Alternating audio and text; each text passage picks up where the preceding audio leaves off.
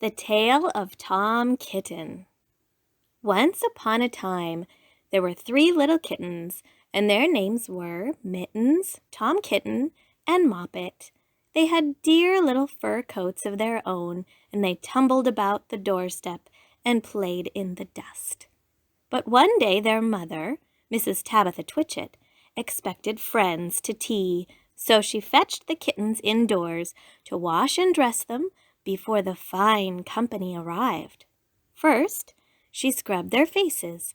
This one is Moppet. Then she brushed their fur. This one is Mittens. Then she combed their tails and whiskers. This is Tom Kitten. Tom was very naughty, and he scratched.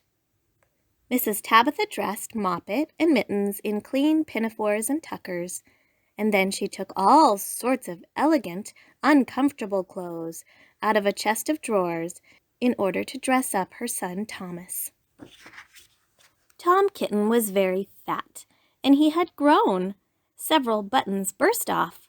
His mother sewed them on again. When the 3 kittens were ready, Mrs. Tabitha unwisely turned them out into the garden to be out of the way while she made hot buttered toast. "Now, keep your frocks clean, children. You must walk on your hind legs.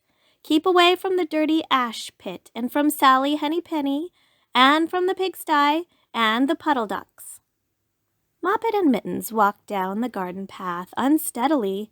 Presently they trod upon their pinafores and fell on their noses. When they stood up, there were several green smears. "Let us climb up the rockery and sit on the garden wall," said Moppet. They turned their pinafores back to front and went up with a skip and a jump. Moppet's white tucker fell down into the road. Tom Kitten was quite unable to jump when walking upon his hind legs in trousers. He came up the rockery by degrees, breaking the ferns and shedding buttons right and left. He was all in pieces when he reached the top of the wall. Moppet and Mittens tried to pull him together. His hat fell off, and the rest of his buttons burst. While they were in difficulties, there was a pit-pat, paddle-pat, and the 3 puddle ducks came along the hard high road, marching one behind the other and doing the goose step. Pit-pat, paddle-pat, pit-pat, waddle-pat. They stopped and stood in a row and stared up at the kittens. They had very small eyes and looked surprised. Then the 2 duck-birds, Rebecca and Jemima Puddle Duck, picked up the hat and tucker and put them on. Mittens laughed so that she fell off the wall. Moppet and Tom descended after her. The pinafores and all the rest of Tom's clothes came off on the way down. "Come, Mr. Drake Puddle Duck," said Moppet. "Come and help us to dress him. Come and button up Tom." Mr. Drake Puddle Duck advanced in a slow sideways manner and picked up the various articles, but he put them on himself. They fitted him even worse than Tom Kitten. "It's a very fine morning," said Mr. Drake Puddle Duck.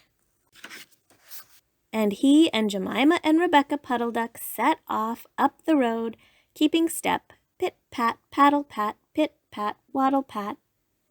Then Tabitha Twitchit came down the garden and found her kittens on the wall with no clothes on. She pulled them off the wall, smacked them, and took them back to the house. "My friends will arrive in a minute, and you are not fit to be seen. I am affronted," said Mrs. Tabitha Twitchit.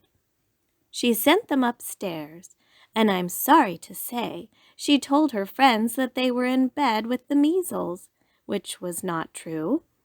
Quite the contrary, they were not in bed, not in the least.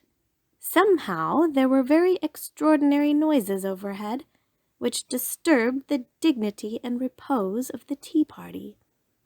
And I think that some day I shall have to make another, larger book to tell you more about Tom Kitten. As for the puddle ducks, they went into a pond. The clothes all came off directly because there were no buttons, and Mr. Drake Puddle Duck and Jemima and Rebecca have been looking for them ever since.